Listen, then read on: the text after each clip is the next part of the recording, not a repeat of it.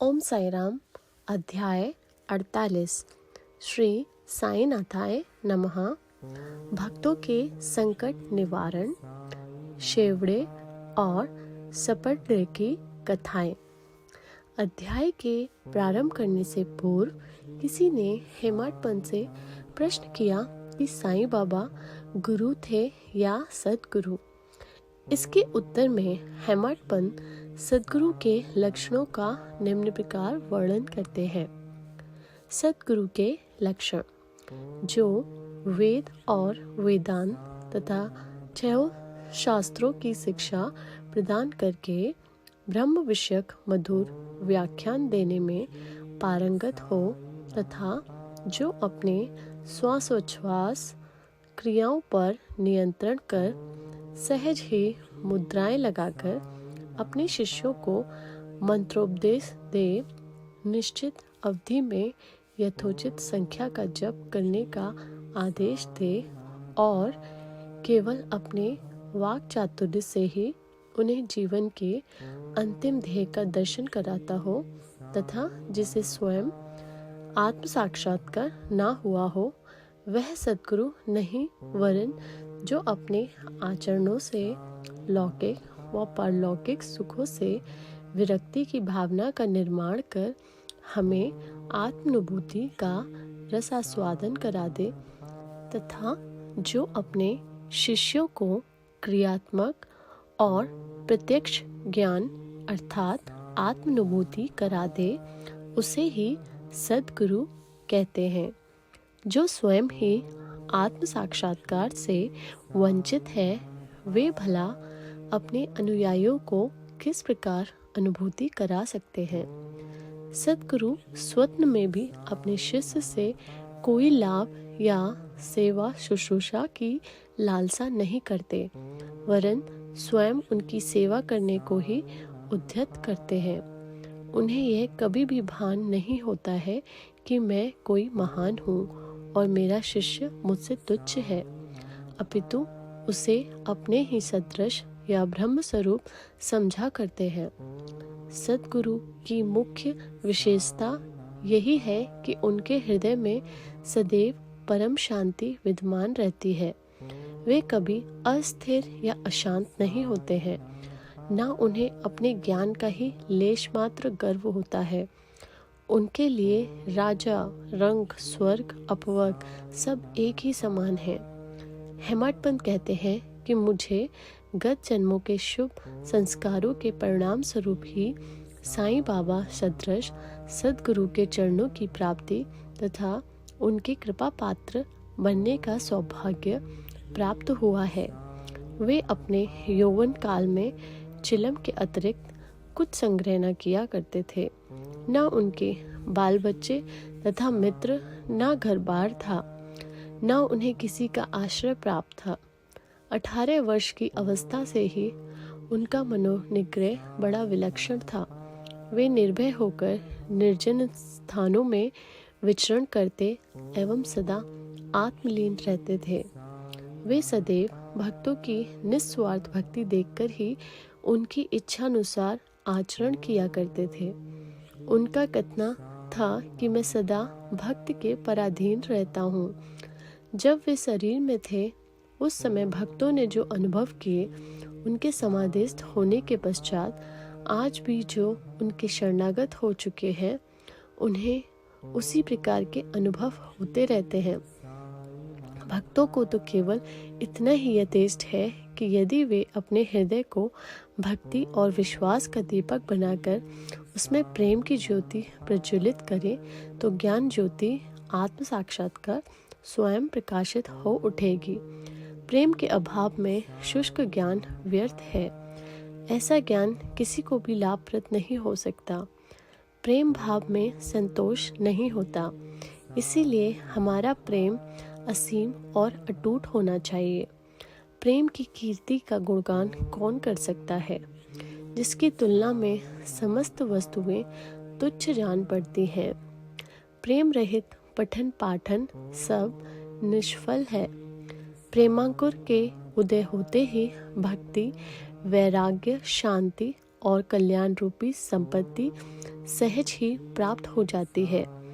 जब तक किसी वस्तु के लिए प्रेम उत्पन्न नहीं होता, तब तक उसे प्राप्त करने की भावना ही उत्पन्न नहीं होती। इसीलिए जहाँ व्याकुलता और प्रेम है, वहाँ भगवान स्वयं प्रकट हो जाते हैं। भाव में ही प्रेम अंतर्निहित है और वही मोक्ष का कारणीभूत है।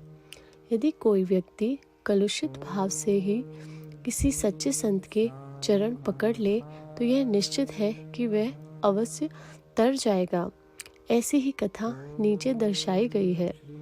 श्री शेवड़े अक्कलकोट सोलापुर जिला के श्री स्फुटड़ेकर वकालत का अध्ययन कर रहे थे। एक दिन उनके अपने सहपाठी श्री सेवड़े से भेंट हुई। अन्य और भी विद्यार्थी वहां एकत्रित हुए और सबने अपनी अपनी अध्ययन संबंधी योग्यता का परस्पर परीक्षण किया। प्रश्नोत्तर से विदित हो गया कि सबसे कम अध्ययन श्री शेवड़े का है और वे परीक्षा में बैठने के अयोग्य हैं। जब सब मित्रों ने मिलकर उनका उपहास किया, तब शेवड़े ने कहा कि यद्यपि मेरा अध्ययन अपूर्ण है, तो भी मैं परीक्षा में अवश्य उत्तीर्ण हो जाऊंगा। मेरे साईं बाबा ही सबको सफलता देने वाले हैं। श्री स्फुटड़ेकर को यह सुनकर आश्चर्य हुआ और उन्होंने श्री शेवड़े से पूछा कि ये साईं बाबा कौन हैं जिनका तुम इतना गुणगान कर रहे हो। उन्होंने उत्तर दिया कि वे एक फकीर हैं जो शिरडी अहमदनगर की एक मस्जिद में निवास करते हैं। वे महान सत्पुरुष हैं। ऐसे अन्य संत भी हो सकते हैं, परंतु वे उनसे अद्वितीय हैं। जब तक पूर्व जन्म के शुभ संस्कार संचित न हो, तब तक उनसे भेंट होना दुर्लभ है। मेरी तो उन पर पूर्ण श्रद्धा है। उनके श्री मुख से निकले वचन कभी असत्य नहीं होते। उन्होंने ही मुझे विश्वास दिलाया है कि मैं अगले वर्ष परीक्षा में अवश्य उत्तीर्ण हो जाऊंगा। मेरा भी अटल विश्वास है कि मैं उनकी कृपा से परीक्षा में अवश्य ही सफलता पाऊंगा।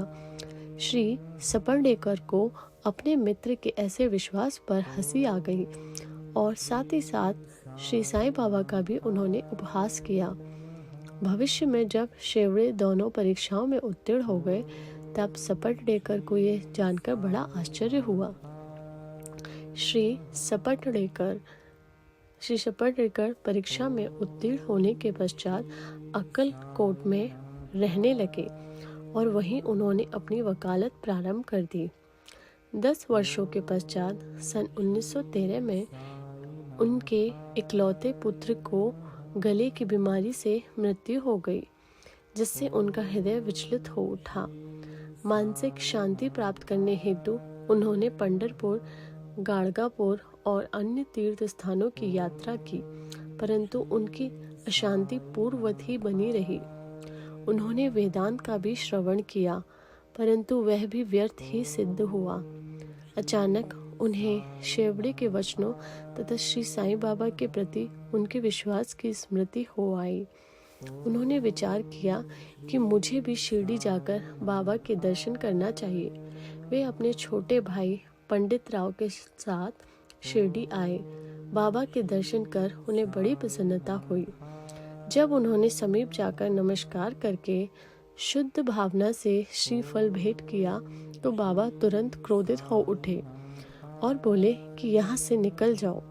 स्फुटड़ेकर का सिर झुक गया और वे कुछ हटकर पीछे बैठ गए। वे जानना चाहते थे कि किस प्रकार उनके समक्ष उपस्थित होना चाहिए। किसी ने उन्हें बाला शिंपी का नाम सुझा दिया। स्फुटड़ेकर उनके पास गए और उनसे सहायता करने की प्रार्थना करने लगे। तब वे दोनों बाबा का एक चित्र लेकर मस्जिद को आए। बाला शिंपी ने अपने हाथ में चित्र लेकर बाबा के हाथ में दे दिया और पूछा कि यह किसका चित्र है। बाबा ने स्फुटड़ेकर की ओर संकेत कर कहा, यह तो मेरे यार का है। यह कहकर वे हंसने लगे और साथ ही सब भक्त मंडली भी हंसने लगी। बाला शिंपी के इशारे पर जब स्फुटड़ेकर उन्हें प्रणाम करने लगे, तो वह पुनः चिल्ला पड़े कि बाहर निकलो। सपरडेकर की समझ में नहीं आता था कि वे क्या करें। तब वे दोनों हाथ जोड़कर प्रार्थना करते हुए बाबा के सामने बैठ गए, परंतु बाबा ने उन्हें तुरंत ही बाहर निकलने की आज्ञा दी। वे दोनों बहुत ही निराश हुए। उनकी आज्ञा कौन टाल सकता था। आखिर सपरडेकर खिन्न हृदय से शिरडी में वापस चले गए। उन्होंने मन ही मन प्रार्थना की कि हे साईं, मैं आपसे दया की भिक्षा मांगता हूँ।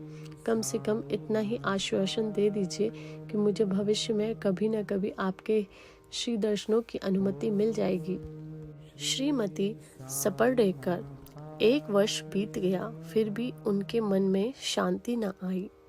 वे गाणगापुर गए, जहाँ उनके मन में अधिक अशांति बढ़ गई। अतः वे माड़ेगांव विश्राम के लिए पहुंचे और वहां से ही काशी जाने का निश्चय किया। प्रस्थान करने के 2 दिन पूर्व उनकी पत्नी को स्वप्न हुआ कि वह स्वप्न में एक गागर ले लक्कड़ शाह के कुएं पर जल भरने जा रही है। वहां नीम के नीचे एक फकीर बैठा है, सिर पर एक कपड़ा बंधा हुआ है। फकीर उसके पास आकर कहने लगा कि मेरी प्रिय बच्ची, तुम क्यों व्यर्थ कष्ट उठा रही हो? मैं तुम्हारी गागर निर्मल जल से भर देता हूँ। तब फकीर के भय से वह खाली गागर लेकर ही लौट आई। फकीर भी उसके पीछे पीछे चला आया। इतने में ही घबराहट में उसकी नींद भंग हो गई और उसने आंखें खोल दी। यह स्वप्न उसने अपने पति को सुनाया। उन्होंने इसे एक शुभ शगुन जाना और वे दोनों शिरडी को रवाना हो गए। जब वे मस्जिद पहुंचे तो बाबा वहां उपस्थित न थे। वे लेंडी बाग गए हुए थे। उनके लौटने की प्रतीक्षा में वे वहीं बैठे रहे। जब बाबा लौटे तो उन्हें देखकर उनकी पत्नी को बड़ा आश्चर्य हुआ, क्योंकि स्वप्न में जिस फकीर के उसने दर्शन किए थे उनकी आकृति बाबा से बिल्कुल मिलती जुलती थी। उसने अति आदर सहित बाबा को प्रणाम किया और वहीं बैठे बैठे उन्हें निहारने लगी। उसका विनम्र स्वभाव देखकर बाबा अत्यंत प्रसन्न हो गए। अपनी पद्धति के अनुसार वे एक तीसरे व्यक्ति को अपने अनोखे ढंग से एक कहानी सुनाने लगे। मेरे हाथ, उदर, शरीर तथा कमर में बहुत दिनों से दर्द हुआ करता था। मैंने अनेक उपचार किए, परंतु मुझे कोई लाभ नहीं पहुंचा।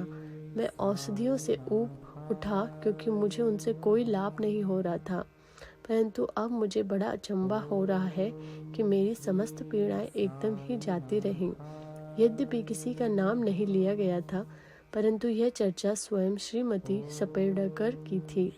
उनकी पीड़ा, जैसे बाबा ने अभी कहा, सर्वथा मिट गई और वे अत्यंत प्रसन्न हो गई। संतति दान। तब श्री सपरडेकर दर्शनों के लिए आगे बढ़े, परंतु उनका पूर्वोक्त वचनों से ही स्वागत हुआ कि बाहर निकल जाओ। इस बार वे बहुत धैर्य और नम्रता धारण करके आए थे। उन्होंने कहा कि पिछले कर्मों के कारण ही बाबा मुझसे अप्रसन्न हैं और उन्होंने अपना चरित्र सुधारने का निश्चय कर लिया और बाबा से एकांत में भेंट करके अपने पिछले कर्मों की क्षमा मांगने का निश्चय किया। उन्होंने वैसा ही किया था और जब उन्होंने अपना मस्तक उनके श्री चरणों पर रखा तो बाबा ने उन्हें आशीर्वाद दिया। अब सपरडेकर उनके चरण दबाते हुए ही बैठे ही थे कि इतने में एक गडेरिन आई और बाबा की कमर दबाने लगी। तब वे सदैव की भांति एक बनिए की कहानी सुनाने लगे। जब उन्होंने उसके जीवन के अनेकों परिवर्तन तथा उसके इकलौते पुत्र की मृत्यु का हाल सुनाया तो सपरडेकर को अत्यंत आश्चर्य हुआ कि जो कथा वे सुना रहे हैं वह तो मेरी ही है। उन्हें बड़ा अचंभा हुआ कि उनको मेरे जीवन की प्रत्येक बात का पता कैसे चल गया। अब उन्हें विदित हो गया कि बाबा अंतर्यामी है और सबके हृदय का पूरा पूरा रहस्य जानते हैं। यह विचार उनके मन में आया ही था कि गडेरिन से वार्तालाप चालू रखते हुए बाबा सपरडेकर की ओर संकेत कर कहने लगे कि यह भला आदमी मुझ पर दोषारोपण करता है कि मैंने इसके पुत्र को मार डाला है। क्या मैं लोगों के बच्चों के प्राण हरण करता हूँ?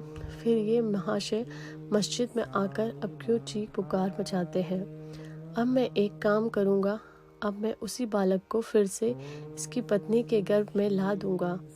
ऐसा कहकर बाबा ने अपना वरद हस्त सपर्डेकर के सिर पर रखा और उसे सांत्वना देते हुए कहा कि ये चरण अधिक पुरातन तथा पवित्र है।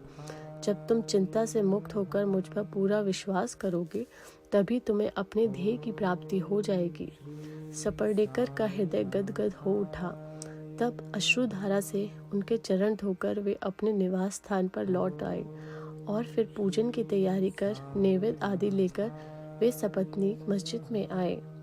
वे इसी प्रकार नित्य नैवेद्य चढ़ाते और बाबा से प्रसाद ग्रहण करते रहे।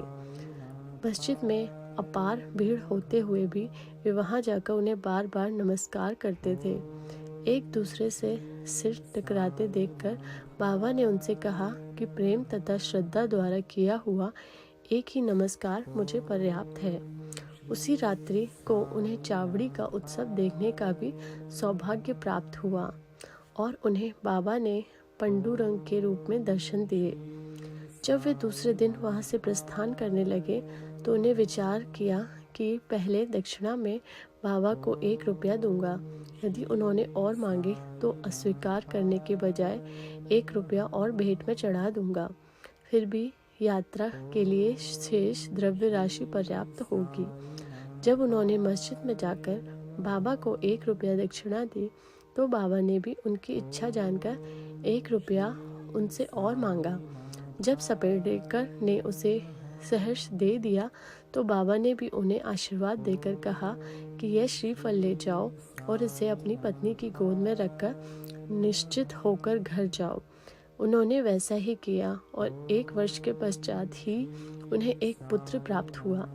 8 मास का शिशु लेकर वह दंपति फिर शिरडी को आए और बाबा के चरणों पर बालक को रखकर फिर इस प्रकार प्रार्थना करने लगे कि हे श्री साईनाथ, आपके ऋण हम किस प्रकार चुका सकेंगे।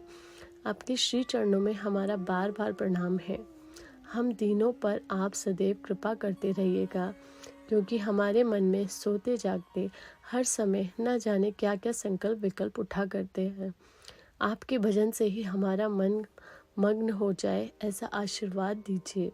उस पुत्र का नाम मुरलीधर रखा गया। बाद में उनके 2 पुत्र भास्कर और दिनकर और उत्पन्न हुए। इस प्रकार सपर्डेकर दंपति को अनुभव हो गया कि बाबा के वचन कभी असत्य और अपूर्ण नहीं निकले। श्री सद्गुरु साईनाथार्पणमस्तु। शुभम भक्तु। ओम साई राम।